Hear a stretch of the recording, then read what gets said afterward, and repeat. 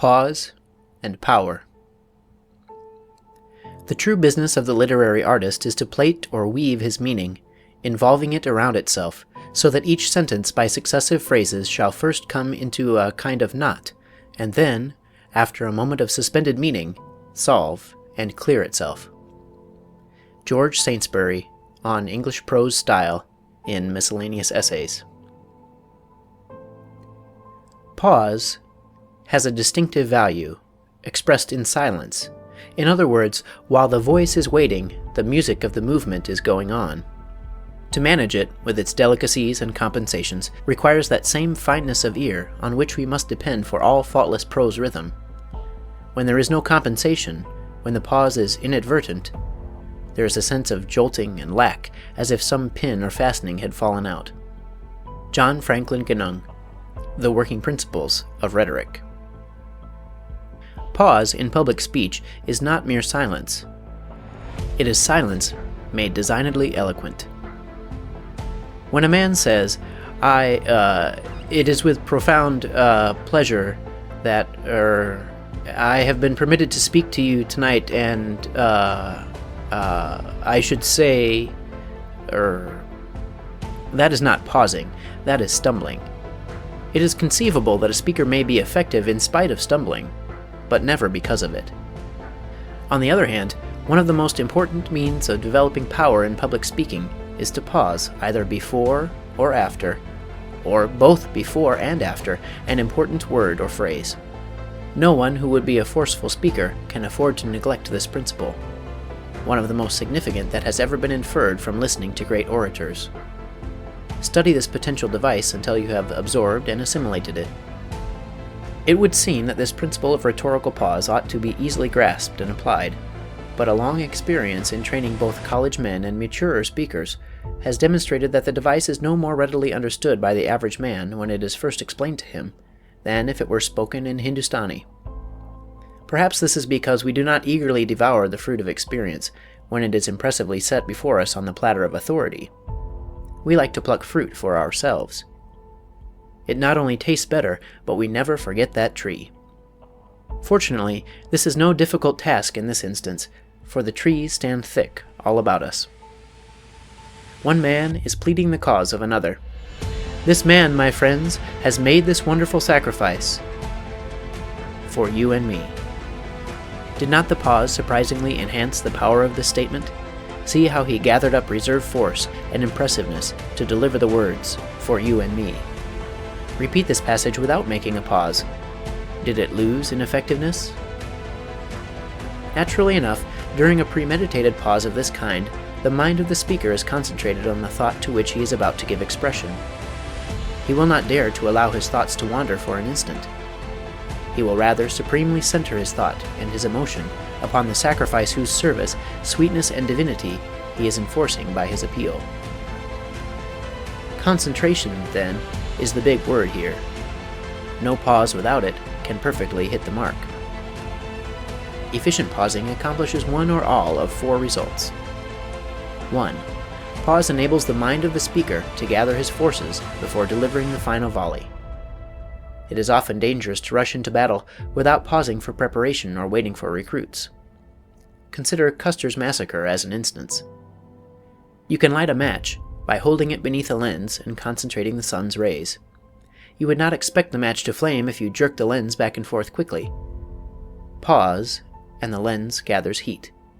Your thoughts will not set fire to the minds of your hearers unless you pause to gather the force that comes by a second or two of concentration. Maple trees and gas wells are rarely tapped continually. When a stronger flow is wanted, a pause is made. Nature has time to gather her reserve forces, and when the tree or the well is reopened, a stronger flow is the result. Use the same common sense with your mind. If you would make a thought particularly effective, pause just before its utterance. Concentrate your mind energies, and then give it expression with renewed vigor. Carlyle was right. Speak not, I passionately entreat thee, till thy thought has silently matured itself. Out of silence comes thy strength. Speech is silvern, silence is golden. Speech is human, silence is divine. Silence has been called the father of speech. It should be. Too many of our public speeches have no fathers. They ramble along without pause or break. Like Tennyson's brook, they run on forever. Listen to little children, the policeman on the corner, the family conversation around the table, and see how many pauses they naturally use, for they are unconscious of effects. When we get before an audience, we throw most of our natural methods of expression to the wind and strive after artificial effects. Get back to the methods of nature and pause. 2. Pause prepares the mind of the auditor to receive your message. Herbert Spencer said that all the universe is in motion. So it is, and all perfect motion is rhythm. Part of rhythm is rest. Rest follows activity all through nature. Instances, day and night, spring, summer, autumn, winter. A period of rest between breaths, an instant of complete rest between heartbeats. Pause and give the attention powers of your audience a rest. What you say after such a silence will then have a great deal more effect. When your country cousins come to town, the noise of a passing car will awaken them, though it seldom affects a seasoned city dweller. By the continual passing of cars, his attention power has become deadened. In one who visits the city but seldom, attention value is insistent. To him the noise comes after a long pause, hence its power. To you, dweller in the city, there is no pause, hence the low attention value. After riding on a train several hours, you'll become so accustomed to its roar that it will lose its attention value, unless the train should stop for a while and start again. If you attempt to listen to a clock tick that is so far away that you can barely hear it, you will find that at times you are unable to distinguish it, but in a few moments the sound becomes distinct again. Your mind will pause for rest, whether you desire it to or not. The attention of your audience will act in quite the same way. Recognize this law and prepare for it by pausing. Let it be repeated, the thought that follows a pause is much more dynamic than if no pause had occurred. What is said to you of a night will not have the same effect on your mind as if it had been uttered in the morning, when your attention had been lately refreshed by the pause of sleep. We are told on the first page of the Bible that even the creative energy of God rested on the seventh day. You may be sure then that the frail, finite mind of your audience will likewise demand rest. Observe nature, study her laws, and obey them in your speaking. 3. Pause creates effective suspense. Suspense is responsible for a great share of our interest in life. It will be the same with your speech. A play or a novel is often robbed of much of its interest if you know the plot beforehand. We like to keep guessing as to the outcome. The ability to create suspense is part of woman's power to hold the other sex. The circus acrobat employs this principle when he fails purposely in several attempts to perform a feat, and then achieves it. Even the deliberate manner in which he arranges the preliminaries increases our expectation. We like to be kept waiting. In the last act of the play, Polly of the Circus, there is a circus scene in which a little dog turns a backward somersault on the back of a running pony. One night, when he hesitated and had to be coaxed and worked with a long time before he would perform his feat, he got a great deal more applause than when he did his trick at once. We not only like to wait, but we appreciate what we wait for. If fish bite too readily, the sport soon ceases to be a sport. It is the same principle of suspense that holds you in a Sherlock Holmes story. You wait to see how the mystery is solved, and if it is solved too soon, you throw down the tale unfinished. Wilkie Collins' receipt for fiction writing well applies to public speech. Make 'em laugh, make 'em weep, make 'em wait. Above all else, make them wait. If they will not do that, you may be sure they will neither laugh nor weep. Thus, pause is a valuable instrument in the hands of a trained speaker to arouse and maintain suspense. We once heard Mr. Bryan say in a speech, "It was my privilege to hear," and he paused, while the audience wondered for a second whom it was his privilege to hear. The great evangelist, and he paused again. We knew a little more about the man he had heard, but still wondered to which evangelist he referred. And then he concluded, Dwight L. Moody. Mr. Bryan paused slightly again and continued, "I came to regard him." Here he paused again, and held the audience in a brief moment of suspense as to how he had regarded Mr. Moody, then continued, as the greatest preacher of his day. Let the dashes illustrate pauses, and we have the following.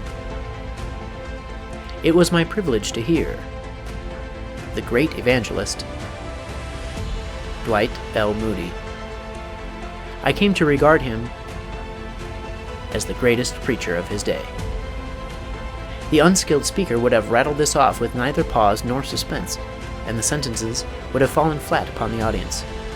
It is precisely the application of these small things that makes much of the difference between the successful and the unsuccessful speaker. 4. Pausing after an important idea gives it time to penetrate. Any Missouri farmer will tell you that a rain that falls too fast will run off into the creeks and do the crops but little good. A story is told of a country deacon praying for rain in this manner. Lord, don't send us any chunk floater. Just give us a good old drizzle-drazzle. A speech, like a rain, will not do anybody much good if it comes too fast to soak in. The farmer's wife follows the same principle in doing her washing when she puts the clothes in water, and pauses for several hours that the water may soak in.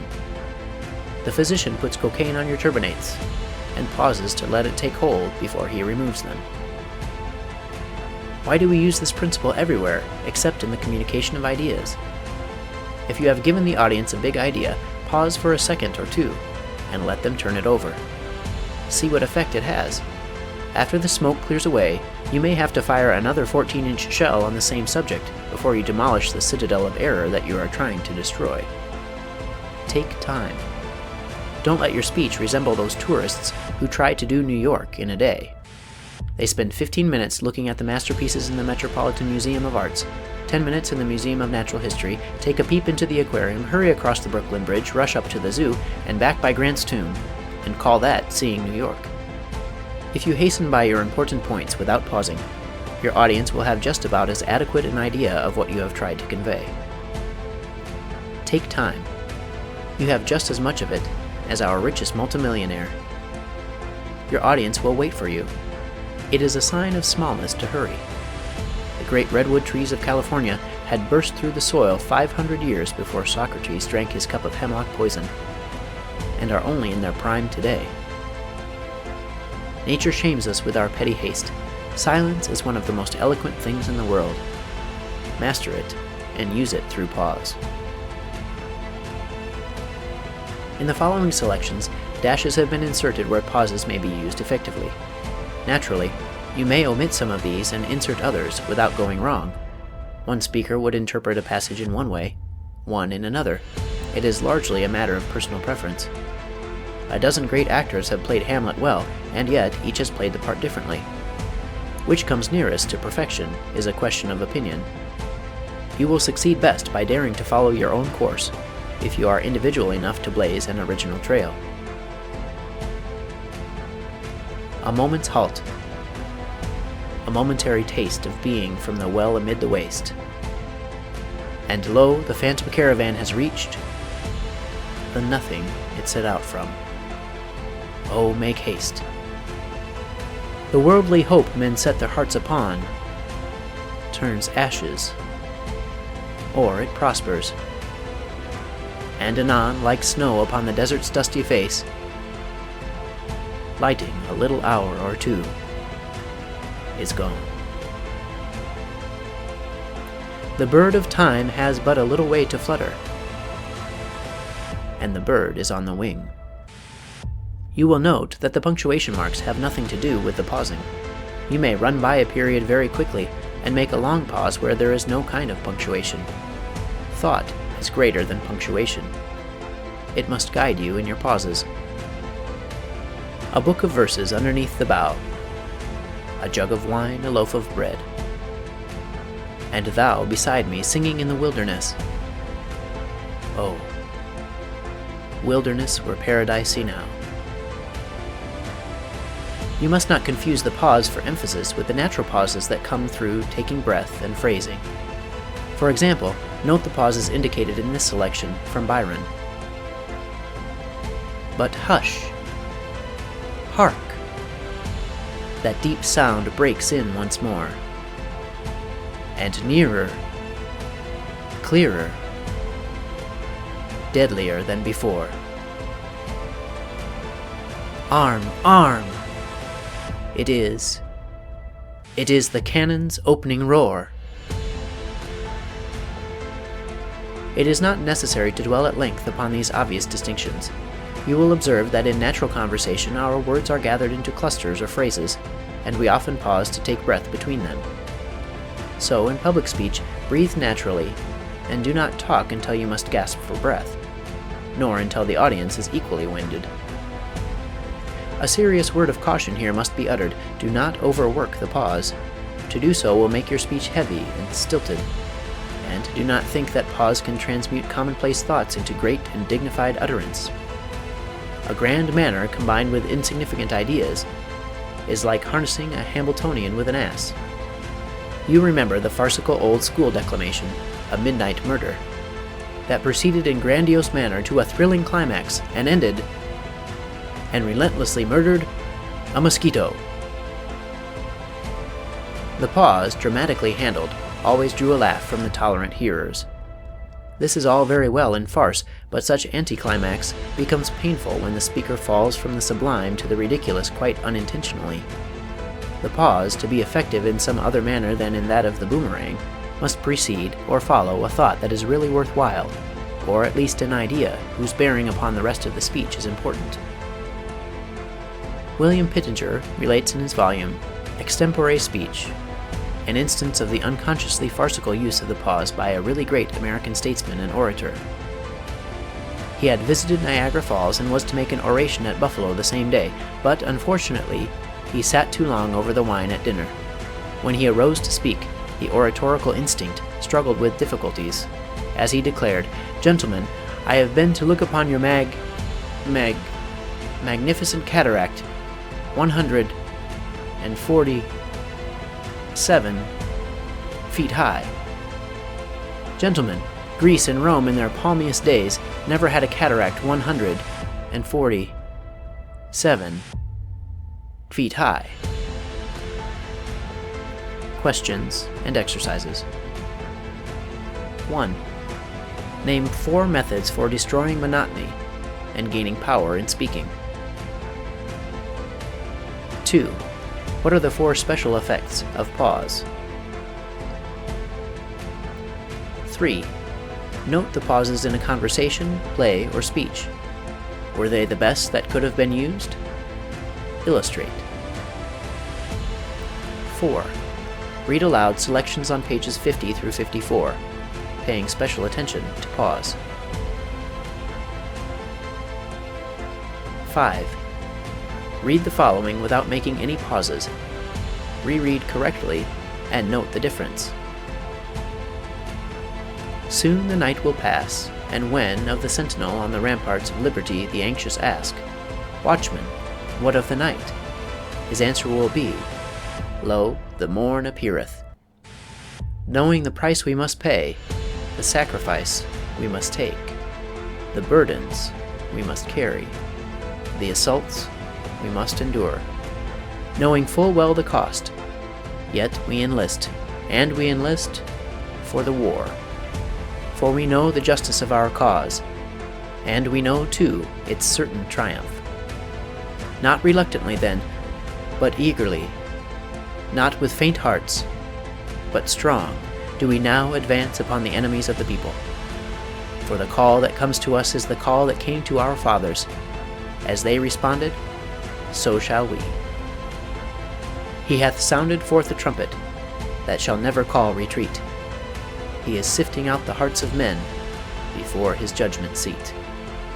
Oh, be swift, our souls, to answer him. Be jubilant, our feet. Our God is marching on. Albert J. Beveridge, from his speech as temporary chairman of Progressive National Convention, Chicago, 1912. 6. Bring out the contrasting ideas in the following by using the pause. Contrast now the circumstances of your life and mine, gently and with temper, Aeschines. And then ask these people whose fortune they would each of them prefer.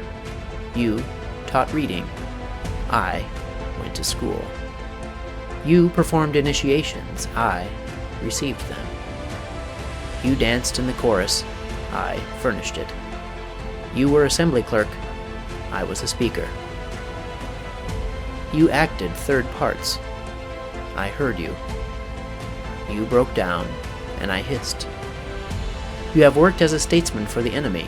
I for my country. I passed by the rest, but this very day I am on my probation for a crown, and am acknowledged to be innocent of all offense, while you are already judged to be a pettifogger. And the question is, whether you shall continue that trade, or, at once, be silenced by not getting a fifth part of the votes. A happy fortune, do you see, you have enjoyed, that you should denounce mine as miserable. Demosthenes. 7. After careful study and practice, mark the pauses in the following. The past rises before me like a dream. Again, we are in the great struggle for national life. We hear the sounds of preparation, the music of the boisterous drums, the silver voices of heroic bugles. We see thousands of assemblages and hear the appeals of orators.